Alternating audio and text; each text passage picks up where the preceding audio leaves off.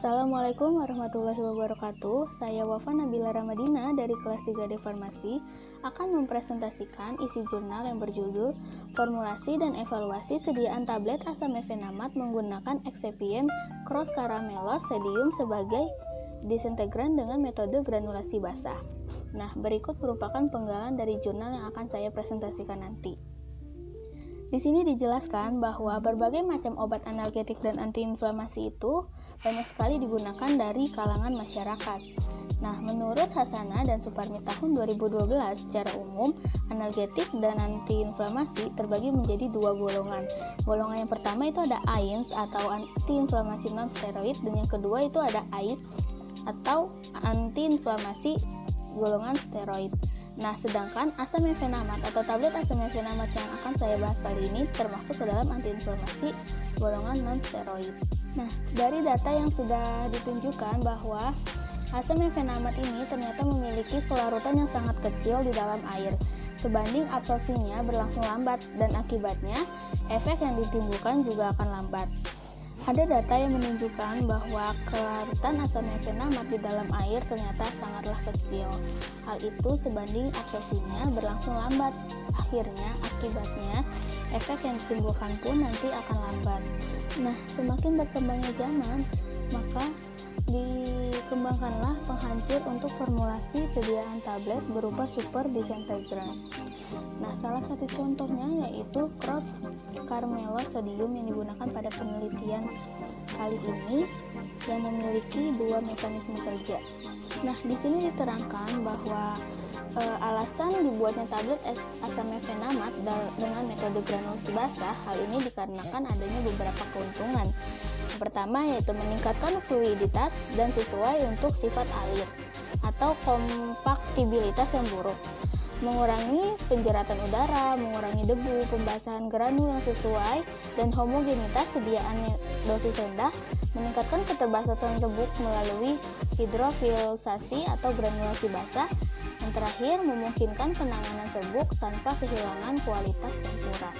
Menurut Agus 2006. Tujuan dari penelitian kali ini yaitu untuk mengetahui pengaruh penggunaan disintegran cross caramelose sodium terhadap mutu fisik dan laju disolusi tablet asam mefenamat yang dibuat dengan metode granulasi basah. Adapun metode penelitian pada jurnal ini, yang pertama yaitu bahan pertama yaitu asam mefenamat tentunya, kedua ada laktosa, ketiga ada super disintegran yaitu cross caramelose sodium, keempat ada povidone, K30, alkohol, purified water, yellow and eurcotartazine, koloidal, silikon dioksida, talc, dan magnesium stearat. Sedangkan alat yang digunakannya itu ada neraca analitik, alat pencampur atau mortar dan stamper, alat pengayak atau mesh nomor 18, 20, dan 40, mesin cetak tablet, ada sonikator, dan lain sebagainya yang sudah diperlihatkan di PowerPoint yang saya berikan. Nah, habis itu kita lanjut ke prosedur kerjanya. Yang pertama kita membuat rancangan formula. Formula tablet asam mefenamat itu direncanakan adalah formula dengan bobot tablet 600 mg atau sekisaran 570 mg sampai 630 mg yang mengandung 500 mg asam mefenamat. Kemudian dilanjut dengan prosedur pembuatan tablet. Yang pertama itu dilakukannya penimbangan semua bahan yang diperlukan sesuai dengan formulasi yang sudah direncanakan, dan khusus untuk taleknya sebelumnya harus diayak terlebih dahulu dengan ukuran 40 ml. Kemudian semua bahan yang ada dicampur sampai merata dalam alat pencampur selama 15 menit. Nah, kemudian ditambahkan lagi dengan larutan pengikat atau povidone K30 yang telah dilarutkan dalam alkohol, ditambahkannya dengan cara sedikit demi sedikit. Lalu larutan pewarna ditambahkan sampai didapatkan massa granul yang baik.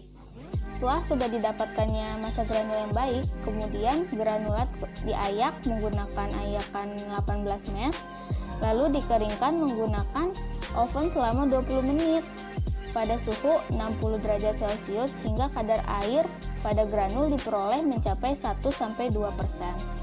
Nah, hasil granulat yang kering diayak dengan pengayakan ukuran nomor 20 mesh yang diperoleh agar diperolehnya partikel-partikel yang sama atau partikel-partikel dengan ukuran yang merata.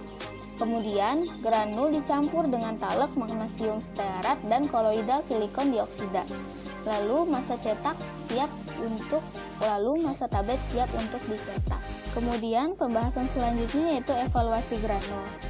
Yang pertama ada kecepatan alir dan sudut istirahat yang dilakukan dengan cara menimbang 50 gram granul terus dimasukkan ke dalam corong dalam dasar lubang yang ditutup. Waktu pengukuran pada saat dibukanya lubang corong sampai semua serbuk mengalir. Yang kedua ada kandungan air. Sampel 0,5-1 gram diletakkan pada wadah sampel dan dicatat beratnya.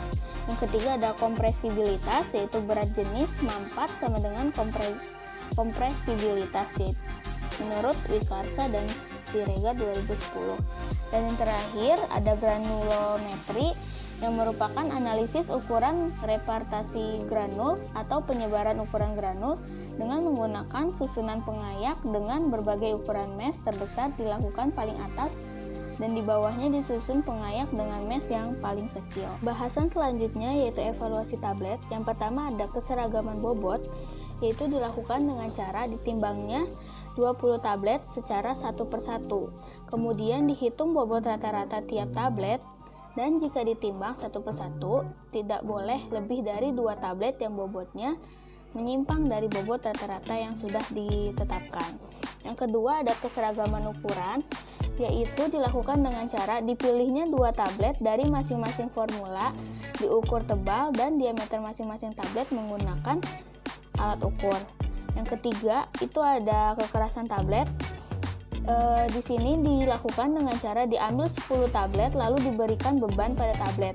Satu tablet pecah, pada alat akan tertera beban yang dapat diterima tablet dan dinyatakan dalam satuan. Selanjutnya ada friability atau flexibility tablet, yaitu tidak boleh satu tablet pun yang standar maksimum kerapuhan tabletnya kurang dari 1%, dilakukan replikasi 3 kali. Yang selanjutnya ada waktu hancur tablet, yaitu waktu yang dipersyaratkan adalah tidak boleh lebih dari 15 menit. Yang selanjutnya ada keseragaman kadar, yaitu tablet memenuhi syarat keseragaman kadar terletak antara 90-110%. Dan yang terakhir terdapat disolusi tablet, yaitu pengeceran pengambilan sampel dilakukan dengan larutan datar atau tris pH kisaran 9,0 kurang lebih 0,5. Dari penelitian yang sudah dilakukan terdapat hasil pengamatan. Hasil pengamatan yang pertama yaitu karakteristik mutu fisik granul. Nah, itu tuh menghasilkan hasil evaluasi kadar air yang memenuhi syarat, yaitu kurang dari 2%. Rentang rata-rata kadar air minimal 1,10 dan maksimal 1,62 dengan standar defisiensi maksimal yaitu 0,1. Di sini ada penjelasan secara singkatnya. Nah, yang kedua itu ada hasil evaluasi sudut diam mengalir dengan baik dengan rentang rata-rata sudut diam minimal 21,48 derajat.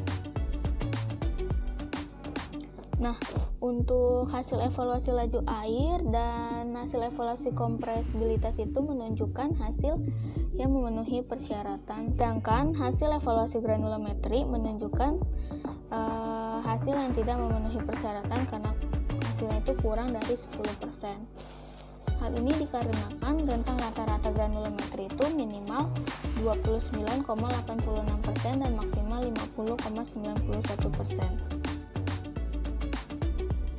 Hasil yang selanjutnya yaitu karakteristik mutu fisik tablet. Rentang rata-rata keseragaman ukuran panjang pada minimal 17,10 mm dan maksimal 17,19 mm. Rentang rata-rata keseragaman ukuran ini pada lebar minimal 8,20 mm dan maksimal 8,28 mm. Sedangkan untuk rentang rata-rata keseragaman ukuran tebalnya itu minimal 5,42 mm dan maksimal 5,51 mm dengan standar defisiensi maksimal tiap formula, yaitu 0,05. Nah, uji statistik ANOVA ini dikatakan bahwa keseragaman ukuran antar formula menunjukkan adanya perbedaan yang bermakna. Untuk hasil keseragaman bobot tablet menunjukkan hasil yang memenuhi persyaratan, yaitu 570 mg sampai 630 mg. Nah, hasil evaluasi kekerasan tablet pun menunjukkan hasil yang memenuhi persyaratan, yaitu 7 sampai 12 kP. Sedangkan hasil evaluasi waktu hancur tablet formula 2 sampai 6 itu juga menunjukkan hasil yang memenuhi persyaratan yang sudah ditentukan, yaitu kurang dari 15 menit. Sedangkan formula 1 tidak memenuhi syarat karena tidak mengandung penghancur atau kontrol negatif. Untuk hasil evaluasi friability tablet menunjukkan hasil yang memenuhi persyaratan, yaitu kurang dari 1%. Sedangkan hasil evaluasi kadar aktif zat tablet terdapat formula yang tidak memenuhi syarat 90% sampai 110%, yaitu F1, formula 1 dan formula 3. Kecenderungan data mendekati batas atas. Selanjutnya yaitu hasil pengamatan kurva kalibrasi. Pada uji disolusi tablet, asam mefenamat dengan perbedaan konsentrasi cross karmelosodiumnya menunjukkan bahwa peningkatan cross karmelosodium dapat meningkatkan laju disolusi tablet asam mefenamat karena mempunyai mekanisme ganda, yaitu penyerapan air dan pembengkakan secara cepat. Nah, untuk hasil pengamatan yang terakhir itu ada grafik disolusi tablet. Itu menunjukkan uji statistik ANOVA yang mengatakan bahwa disolusi antar formulasi menunjukkan adanya perbedaan yang bermakna. Hal tersebut menunjukkan adanya pengaruh penggunaan konsentrasi bahan penghancur yang berbeda pada setiap formulasi yang sudah direncanakan tadi. Nah, formulasi dengan kadar cross karmelosodium 5% pada formula 6 merupakan formulasi dengan mutu fisik dan laju disolusi yang sangat terpilih atau sangat bagus hasilnya karena mempunyai mutu fisik dan laju disolusi tablet yang sangat memenuhi persyaratan yang sudah ditetapkan.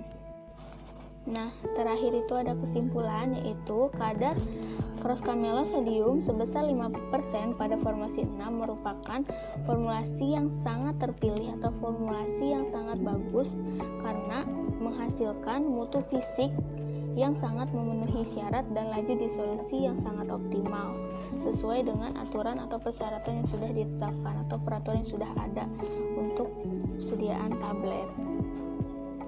Nah, sekian dari presentasi yang dapat saya sampaikan kali ini. Kurang lebihnya mohon maaf. Wassalamualaikum warahmatullahi wabarakatuh.